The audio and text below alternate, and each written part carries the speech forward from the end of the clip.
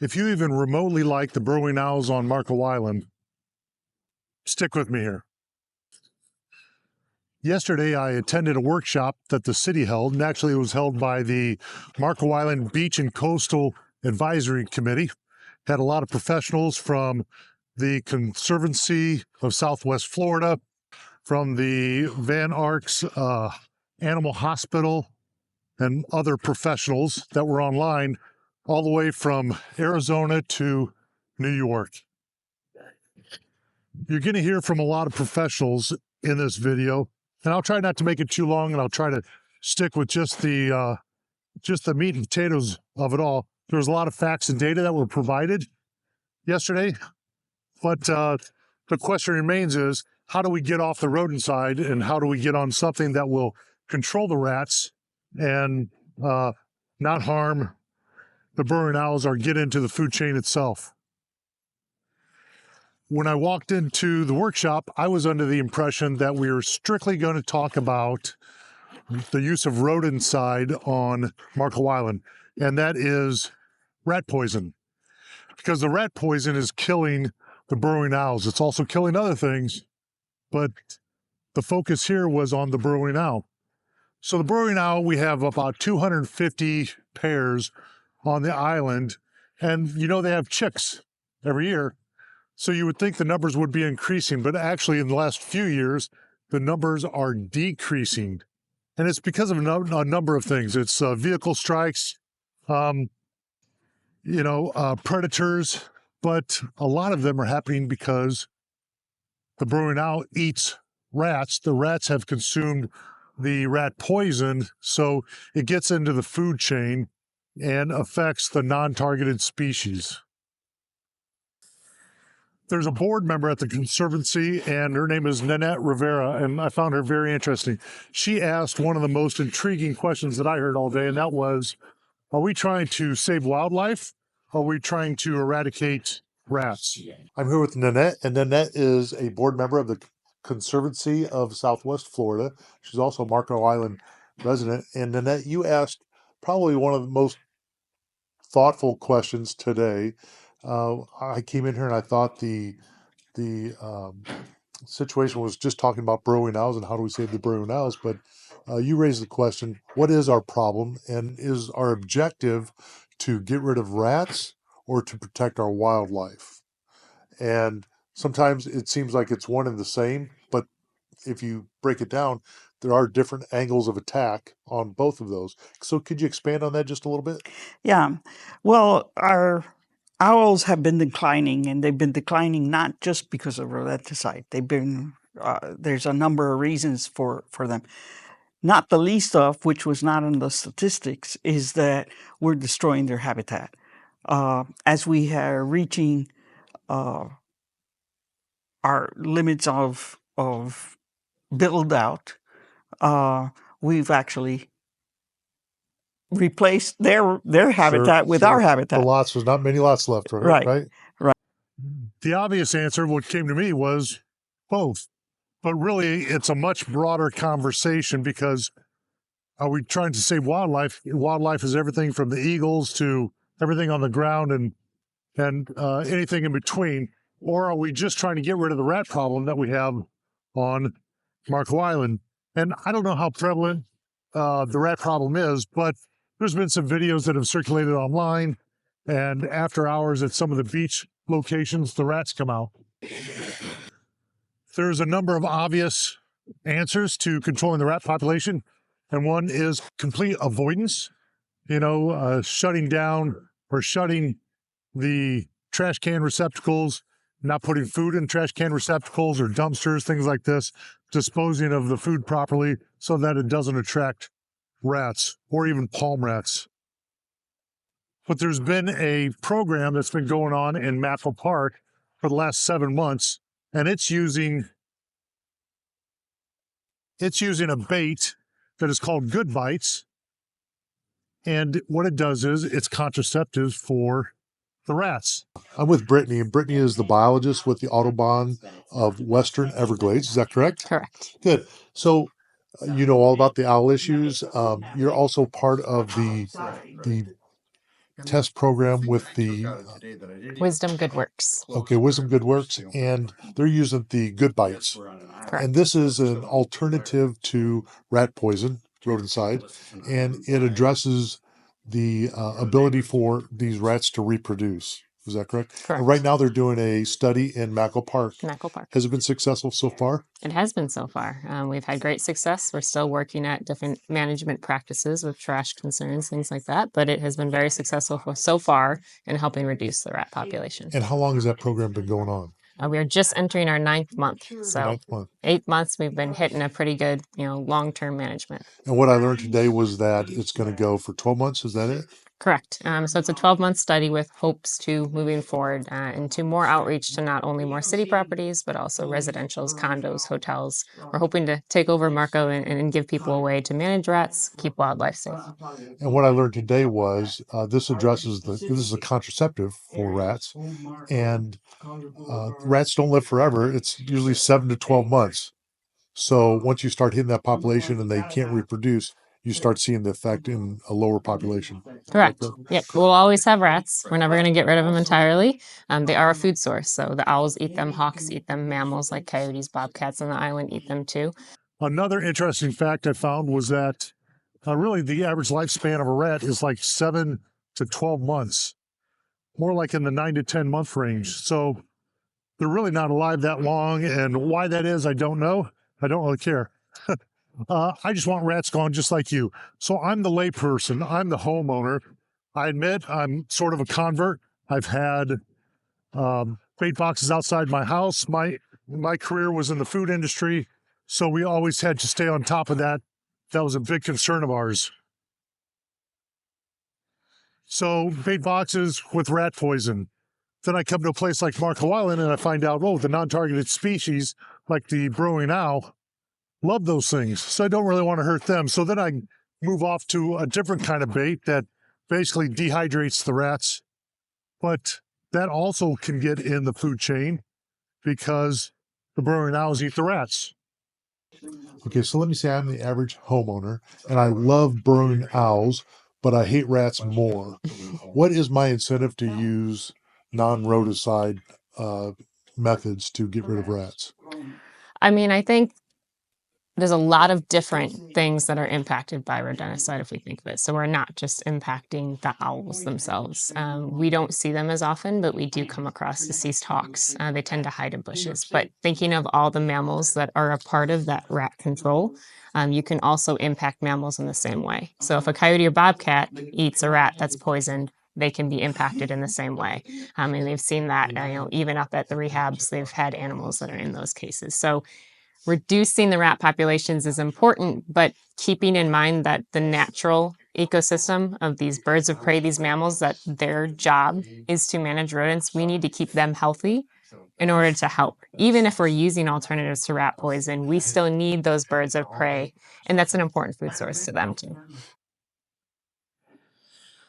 One of the saddest stories I heard yesterday, and what really sort of brought it home to me, was there was an eagle that was taken to the Van Ark's animal hospital.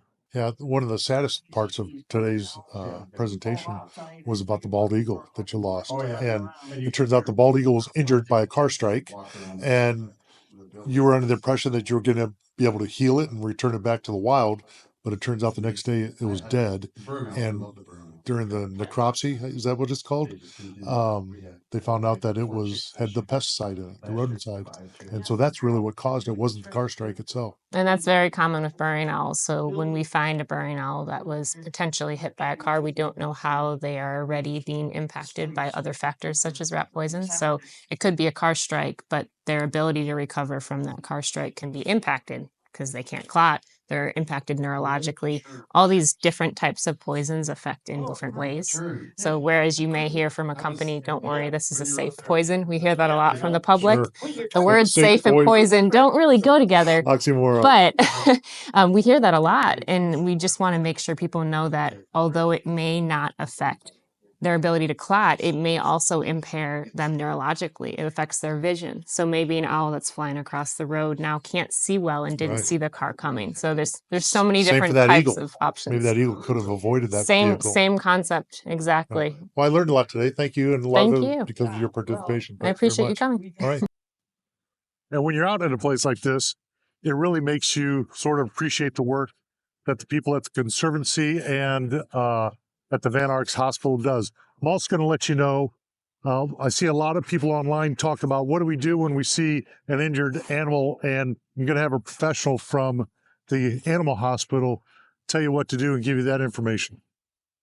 This is Lauren, and Lauren is with the Van Arks Hospital, Animal Hospital, and you guys are located in Naples. Yes. Okay, so here's a great question for you. I see on social media a lot of people, they find injured animals all over Marco Island, and they don't know who to call, what to do, what the access hours are. Can you tell me a little bit about that? Yeah, so we are open 365 days a year, even on holidays, and our hours are from 8 a.m. to 6 p.m. If you find an animal after hours, we just recommend you keep it in a box overnight and bring it to us first thing in the morning. If you have any questions or unsure if an animal needs help, we also have a phone line, and you can call our main line and we can help you out. What is your main line? It's 239-262-2273, and then extension 1 for an injured animal. Okay, so this could be an owl that is affected by rodenticide, Yes. right? Or it could be a bird with a hook in its mouth. Yes. It could be anything, right? Yeah. Is there anything, should people call code enforcement if it's after hours and they're on the beach? Would that be helpful? Do you guys have any type of relationship with them? We sort of do. So we definitely have a relationship with Audubon Western Everglades. And so if we do get a call about an injured animal and maybe someone is afraid to contain it or maybe doesn't know what to do, we can reach out to Brittany Piersma. She has connections all over the island. She will find the right person to meet you there. And then we can figure out how to get the animal to us the safest way, keeping everyone safe, the humans and the animals. So if I had an owl in my yard or it was in the neighbor's yard, and what would I notice about that owl if it was being affected by rodenticide and it wasn't dead already? Yeah, so it would be lethargic, maybe laying down, unable to fly away from you. You should be able to get within a foot of it and it still be right in front of you. So those signs of not being afraid and not flying away or not running away are key signs. Good. Well, thank you, Lauren. I appreciate the advice. Thank you. Yeah. Have a good day. You too. A couple of other things that stood out for me was, number one, just because there's rats on the island does not mean that I need a bait box outside my house, because what that does is it draws them in. I want them to go elsewhere. I don't know where that elsewhere is.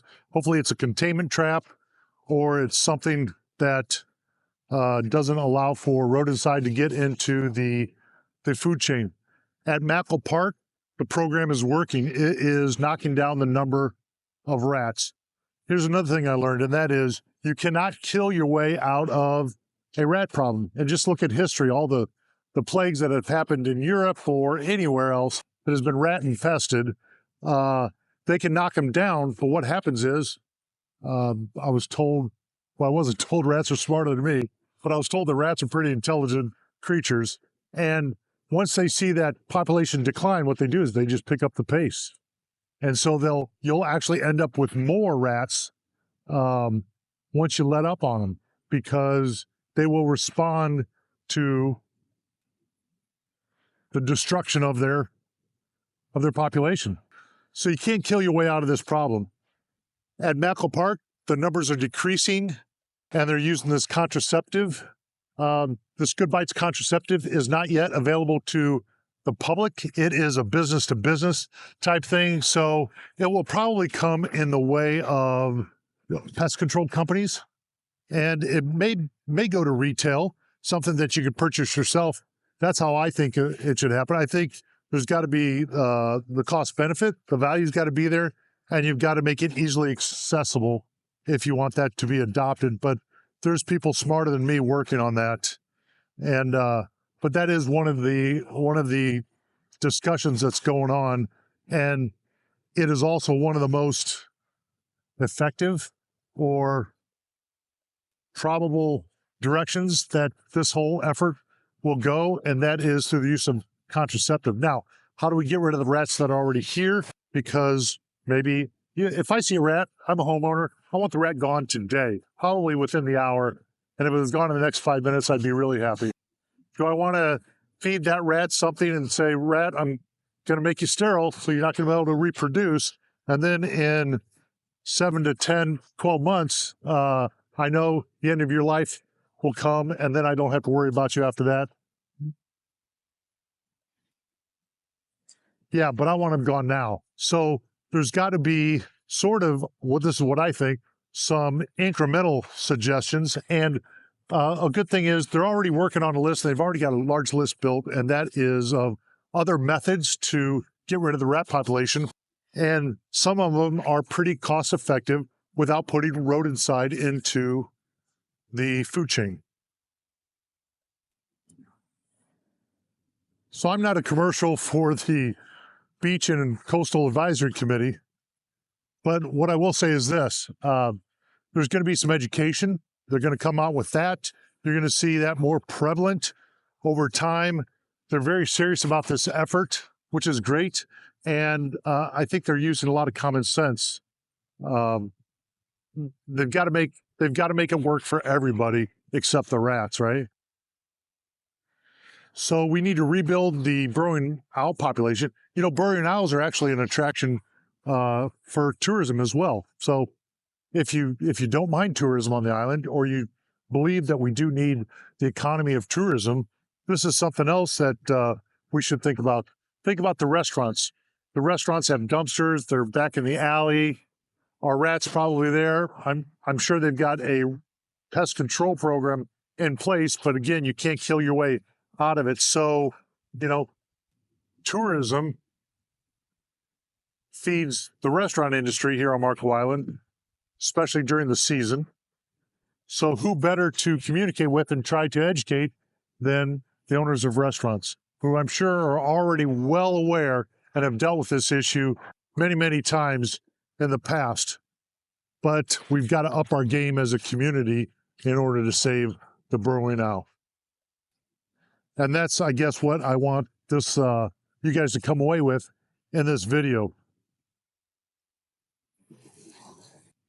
During this video, we heard from a lot of professionals. I will say this, having attended the entire workshop, I thought it was interesting that 4 of our city councilors were there, very interested in this topic.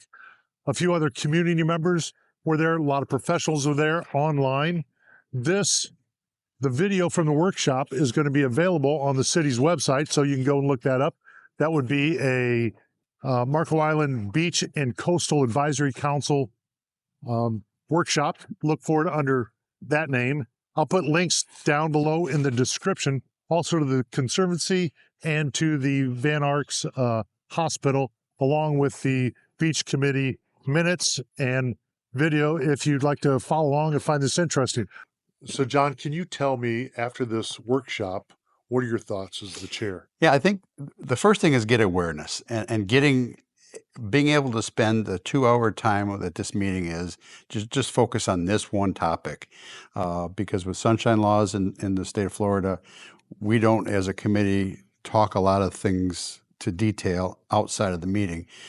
But to be able to have 2 hours devoted to going through this topic, I'm really excited that we were able to come up with some good ideas. What's the next step?